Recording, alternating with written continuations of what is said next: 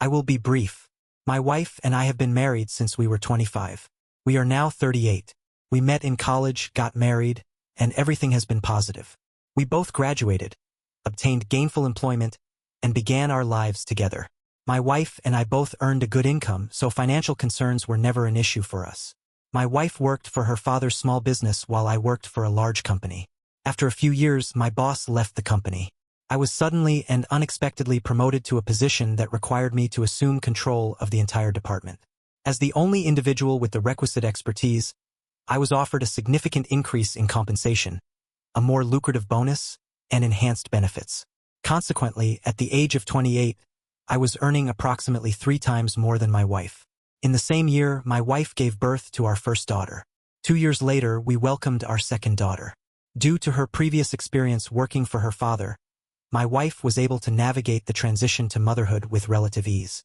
Approximately 5 years ago, my father-in-law, following the unexpected passing of my father-in-law, my mother-in-law and wife were confronted with a challenging decision: to sell the company or to assume control of its operations.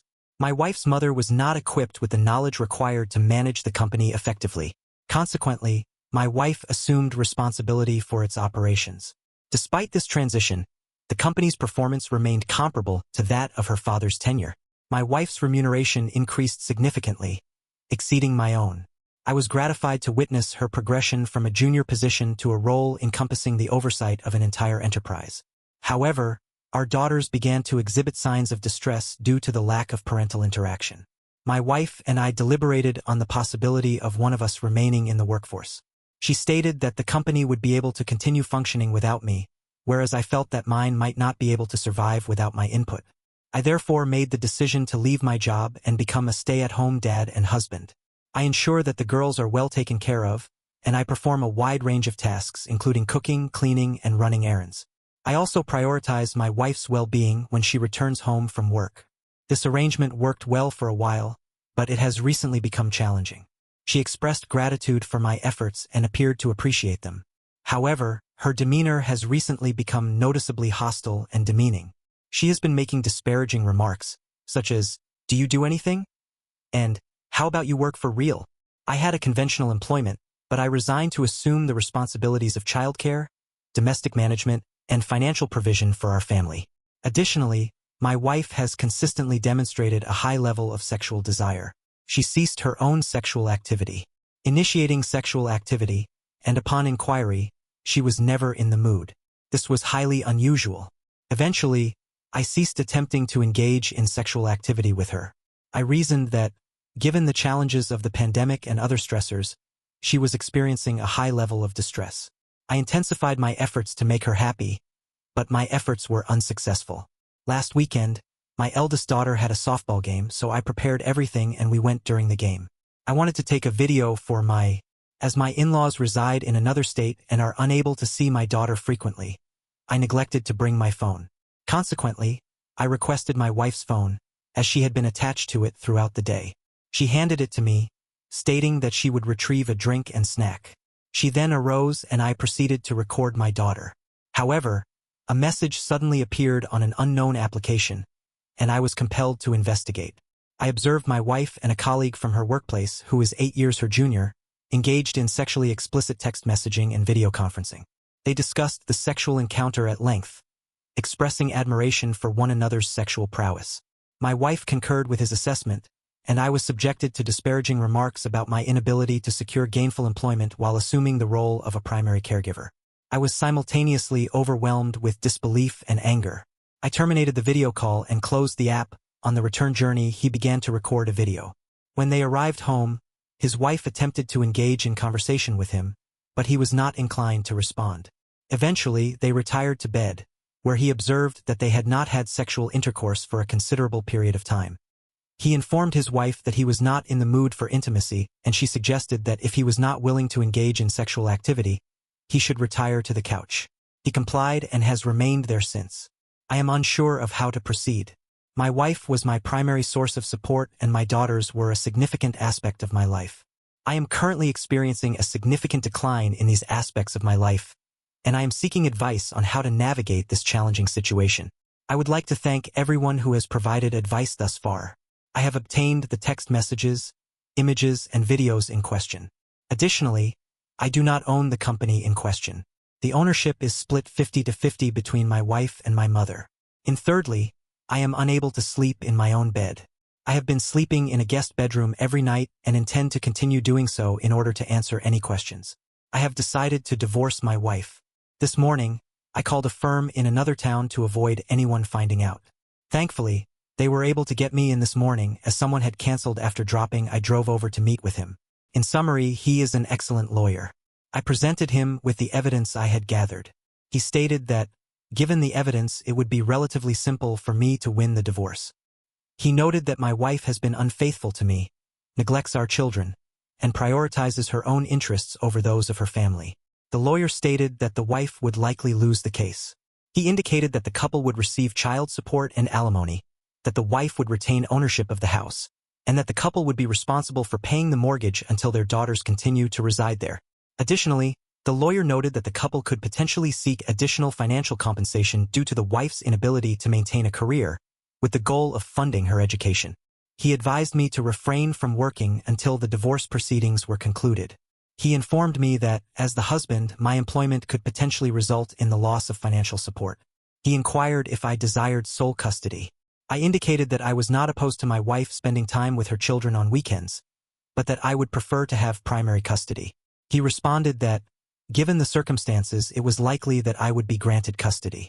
Given that she had engaged in an extramarital affair within the marital residence, I am now in a position to pursue the desired outcome, namely, full custody of the children. The presence of a male stranger in the house, as evidenced by the father's assertion, has the potential to endanger the girl and foster feelings of guilt. Consequently, I intend to secure full custody, which would allow the girl to visit her mother on weekends, perhaps once or twice a month. It is imperative that no male be permitted to interact with my children. Should the mother attempt to do so, she will face consequences. If I discover that she is present in my home, I will have no choice but to take action. He eventually instructed me to remain silent until the draft is prepared, at which point he will appoint an individual to serve her with a notice requiring her to vacate the premises. He estimated that this would be completed by next week. He urged me to refrain from commenting on the matter. He stated that he was aware of the situation. It is challenging, and you are distressed, but it is imperative that you remain silent until the proceedings are concluded. Once the divorce is finalized, you are at liberty to express your opinions about her, but until then, it is crucial to refrain from doing so. He advised me to conduct myself in a normal manner, to avoid conflict and contention, to sleep in a separate bed, and to refrain from sexual intercourse. I agreed, but I am uncertain as to why. I have just returned home and am preparing for dinner. I will continue to act as if everything is normal until she is served with the divorce papers next week. I am grateful for the advice and constructive criticism I have received. When I inquired about the rationale behind the recommendations, he stated that it is a relatively rare occurrence. Such rare incidents are the first of their kind, so it was distressing to hear and alarming to me. Update number 2. I would like to express my gratitude to all those who sent me encouraging messages during this challenging period. I have been feeling low and things have been difficult. Before I proceed, I would like to inform you that I have consulted with my lawyer regarding these posts. I did not provide extensive details. However, I was informed that I can post updates, provided that they are concise and do not include overly specific information. For legal reasons, I must exercise caution when sharing details. Therefore, this update will be brief and not overly specific. We will begin with the test results. I was able to obtain an STD test and a paternity test for my daughter. The results indicated that I am free of disease and that I am the father of my daughter, as I have been abstaining from sexual intercourse with her for approximately 1 year. Regarding the paternity test for my 2 daughters, I will confirm that I am the biological father. The biological father of the 2 girls in question has been confirmed. Despite the uncertainty surrounding the paternity test results, I am pleased to confirm that I am indeed the biological father of the 2 girls. I have never doubted this, but the test results have provided definitive proof. Regarding the situation with my soon-to-be former spouse, she has left the family home and I have been granted full temporary custody. In the future, I may provide more detailed information. However, for the time being, I can confirm that she is no longer residing in the family home. My legal counsel facilitated the girls' removal from the home and ensured that the process was legally sound. The circumstances surrounding this event were not pleasant, but I will provide further details at a later date. She was served at her place of employment, and from what I have learned, the situation was not amicable. As previously stated, the specifics of this situation will be discussed at a later time. My daughters are aware of the circumstances surrounding our separation. My eldest daughter is cognizant of the fact that her parents are divorcing for similar reasons. She has observed the dissolution of her friend's family and is fearful that our family will follow a similar path. She has expressed a desire for her mother to return home. I intend to seek the assistance of a child psychologist to help my daughters cope with this transition. The therapist is tasked with elucidating the situation to the children and helping them comprehend it. From the perspective of my lawyer, my youngest child simply desires her mother's return and misses her absence. This situation evokes a profound sense of anguish and self-reproach, potentially leading to feelings of inadequacy as a father. It is possible that my daughters currently harbor negative sentiments towards me. In moments of despair, I contemplate allowing their mother to engage in infidelity to maintain the family structure, solely for the sake of my daughter's happiness. However, I am unable to justify such a decision. I am unable to pursue this course of action. At times, I contemplate the possibility of an open relationship, which we could consider when the girls are older. However, this is not a viable option for me, as I am aware that the girls will be perceptive and may not accept it. With regard to my former partner, she is currently residing with her mother. The lawyer has called to request a meeting, which I have agreed to. We will be meeting at some point. She did not inquire about the specifics of the case, stating that we would discuss them later. However, she implored me not to take her granddaughters away from her. I acknowledged her role as a loving grandmother and emphasized that, as long as she can maintain a separation between my daughter and me, I have no objection to her continued access to the granddaughters. She expressed gratitude, and that was the end of the conversation. My former partner has been attempting to contact me via telephone and text message in order to ascertain the status of our relationship, as directed by my legal counsel. He has established a method of communication that can be tracked, and the purpose of these conversations is solely to discuss the welfare of our children. It is my intention to provide further updates as the situation progresses. Once this matter has been concluded, I will present a comprehensive account of the circumstances that have transpired. This is my third update, and I will begin by recounting my experience of Thanksgiving with my soon-to-be former spouse. My wife and mother-in-law were informed that this action was taken for the benefit of our daughters and that it was not intended to facilitate reconciliation. The latter was addressed and resolved prior to the initiation of this course of action.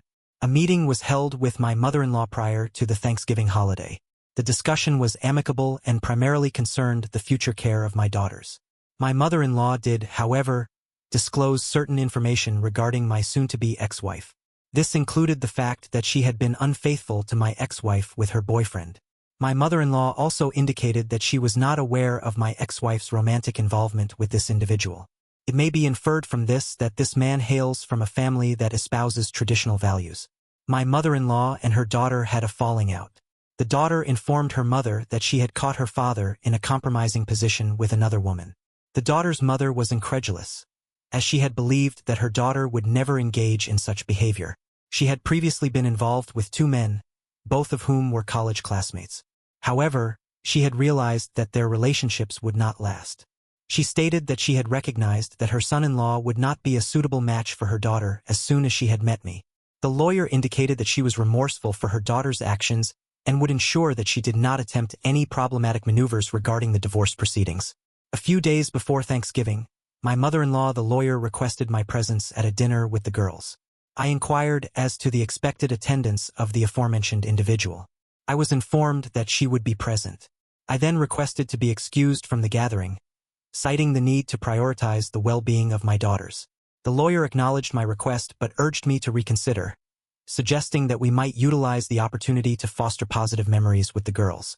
I was advised to consult with the girls directly and, in the event of an unfavorable response, to respect their decision.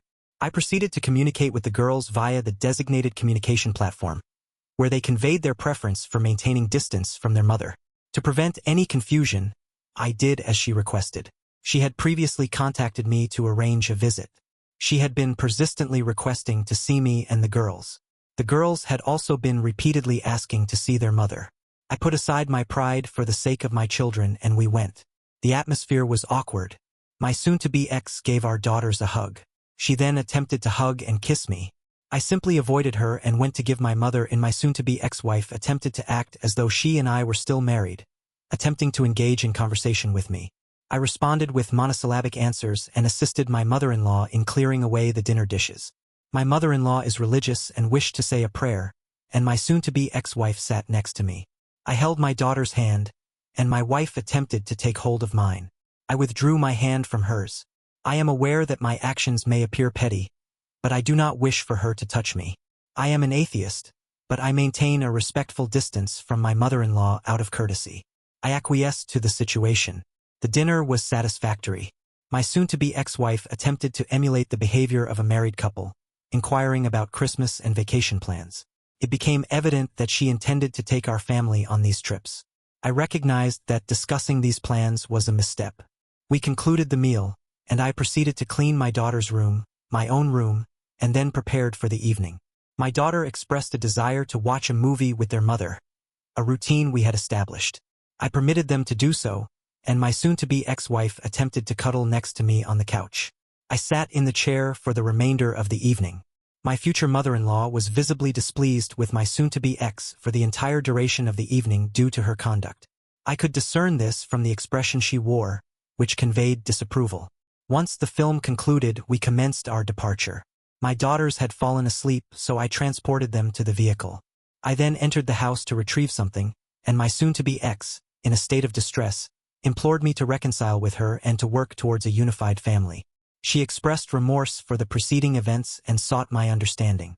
Before I could respond, my mother-in-law, the mother then proceeded to grab her daughter by the hair, forcibly yanked her to her feet, and told me good night while simultaneously launching into a diatribe directed at her daughter. Consequently, I informed my lawyer of the entire series of events and made it clear that there was no indication of a desire for reconciliation. Your messages have made this abundantly evident. My wife, once again, has been calling and begging me to work on our relationship. However, she is left in the dark about my intentions. I am confident that my daughters will want to maintain their distance from her. Regarding the Christmas holiday, I am uncertain as to whether I will be able to attend, or if it is appropriate for me to do so. I will consult with my lawyer on this matter. In conclusion, my daughters had 2 sessions with their therapist this week. The first was satisfactory. My daughters appeared to be more tranquil and composed than usual. I spoke with the therapist after the session and found her to be highly competent and capable of understanding my daughter's needs. I then took them to their second session. The therapist explained the situation in age-appropriate terms, indicating that the reason for the separation was that their mother had engaged in infidelity and betrayed the family. While this was an eventuality that I had anticipated, I had not foreseen that it would occur so soon. Upon collecting my children, I observed a sudden outburst of tears and a tendency to cling to me and express affectionate gestures, accompanied by verbal expressions of love. The girls are happy that I love them, but this is not what I wanted to happen with my daughters. I asked the therapist why she told them. She said that the girls knew we were separating and that they noticed I seemed to be unkind and unloving with their mother. She told me that the girls know how I am and how I treat their mother. They wanted to know why we are separating. I tried to explain it to them as best I could. She said that the girls would not progress in therapy if we did not tell them. I will not provide a detailed account of what she said to them, but it was age-appropriate. They are aware that their mother being unfaithful is an age-appropriate concept. I believe that my eldest daughter could potentially cope with this and remain resilient, but my youngest daughter is likely to struggle. Upon our return home, my daughters cling to me. The girls were inconsolable throughout the night, so I ordered food and put their favorite movies on in my bedroom. We remained in that position for the duration of the night. They eventually fell asleep, and I excused myself to the bathroom, where I was overcome with emotion. My soon-to-be ex-wife is unaware of the distress she is causing our daughters. I am uncertain how I will cope with this situation. The therapist suggested that we could try medication for a while to help the girls adjust to the new circumstances. She declined to do so, stating that it was merely an option as I was not administering drugs. It should be noted that she is not permitted to prescribe such medications. She suggested that the girls would likely be diagnosed with a condition that would allow them to be medicated. I would prefer to address my daughter's emotions in a constructive manner. This approach would eliminate the concern of how to handle the upcoming Christmas holiday, as my daughters do not enjoy it. I am now aware of my eldest daughter's feelings towards me. She has stated on numerous occasions that she has no desire to see me again. My youngest daughter tends to follow the lead of her older sister, even though she may privately hold a different opinion. I was taken aback by this revelation. I attempted to reassure her that she did not hate me. I emphasized that while she may be angry, she did not hate me. I also highlighted that she still loved and cared for me. My eldest daughter simply replied that she did not. She then proceeded to cry into my arms until she fell asleep, as did my youngest. This is now my reality.